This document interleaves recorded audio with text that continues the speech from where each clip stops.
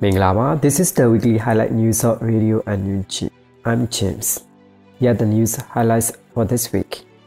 The Union Minister for the Ministry of Foreign Affairs responds that the actions of the Thai Foreign Minister undermine the unity of ASEAN in the region. Union Minister Dr. Zaw Wai Soe says NUG is not an exile nor a shadow government, but a legitimate government. And the Union Minister for the Ministry of Communication, Information and Technology, U Tin Leong, attends fundraising campaign for the Your region, Drawing, and other interesting news. These are the weekly news details. The Union Minister for the Ministry of Foreign Affairs of the NUG, Daw Zin Ma Aung, responded that the actions of the Thai Foreign Minister did not only not contribute to solving the Myanmar issue, but also undermine ASEAN unity in the region. In an interview on 12 July, she emphasized that we have serious questions about what his representation represents that the Thai Foreign Minister, who is in the caretaker government, will see. Our country's problems are not only impossible to solve through this, but it also undermines the unity of the ASEAN region. Thai Foreign Minister Daw Zin met with the terrorist military council leader as part of the day trip to Napier on 9 July, and it was reported that he later met with State Councillor Daw Zin. While some news outlets reported that the Thai Foreign Minister was not allowed to meet with Daw Zin, while some news outlets reported that the Thai Foreign Minister was not allowed to meet with Daw Zin. Most Myanmar people commented on social media that the Thai Foreign Minister lied about the situation in Myanmar.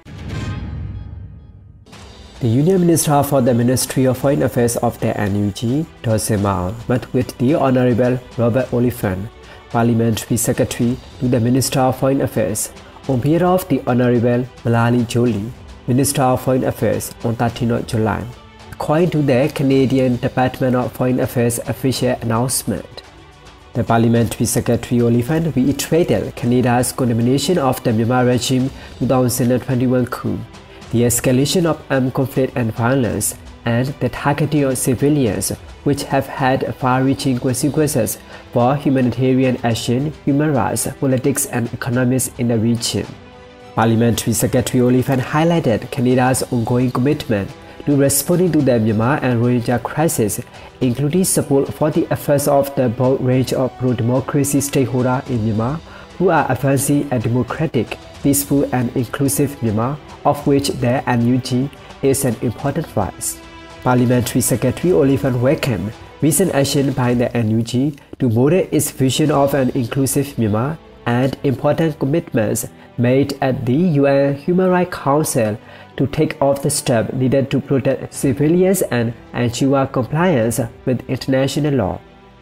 Parliamentary Secretary also welcomed Resolution 2669 of the UN Security Council and spoke to Canada's ongoing efforts to support justice, human rights, and accountability in Myanmar, including through calls for UNSC reform and through Canada's sanction regime, including on aviation fuel, in close coordination with key international partners. The Union Minister for the Ministry of Health and Education of the National Unity Government, Professor Dr. Zaw Wai Soe, stated that NUG is not an exile nor a shadow government, but a legitimate government.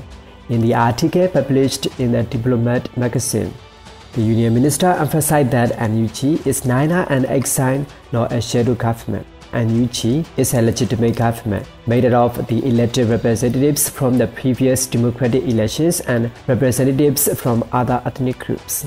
He also added that some cabinet members are permitted to live outside of Myanmar for their own safety, but most of the ministers continue to reside inside the country or in border areas of neighboring countries that are not controlled by the military.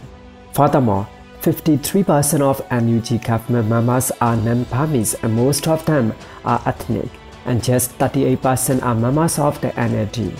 The goal of the NUG is to create a federal democratic union that is peaceful, equal, and composed of various ethnic revolutionary organizations (EROs) in order to create a democratic state. The Union Minister for the Ministry of Communications, Information and Technology, of the National Unity Government, Daw attended the opening ceremony of the $40,000 fundraising campaign to obtain area combat drones for the Your Region drone wing. At the ceremony, the Union Minister stated if 2 or 3 federal wings drones can be allocated in the townships, the military attack might be successful in a short period of time. The Union Minister also said that drones will play an increasingly important role in their technical warfare. We could quickly achieve victory if we place 2 or 3 federal wings drones in each townships throughout the country. In addition, our battalions would become even more powerful and self-assured, allowing us to control the skies. The Union Minister said that federal wings drones can overcome the anti-drone defenses of the Military Council and provide shock and awe to the enemy in conducting enemy operations. During the first 6 months of 2023, the Federal Wings Drone Force was able to engage in combat with 281 drone flags and around 680 different types of bombs. During the attacks, about 50 members of the terrorist military council were killed and many were injured. Justice for Myanmar informed that it sent an open letter to French President Emmanuel Macron. Justice for Myanmar urged President Macron to force Prime Minister Narendra Modi's visit to France. Justice for Myanmar requested the President to discuss and raise the concern regarding the sale of the military weapons, military civilian dual-purpose use equipment and technology by India to the Myanmar Military Council. We also request that you require India to ban further export arms, dual-use technology to the military junta as a condition for the export of French arms and technology to India, Justice for Myanmar said in a statement. According to domestic law and international standards, the Military Council is a terrorist group, and since the coup attempt, the military junta has killed more than 3,700 people and over 23,700 people have been detained.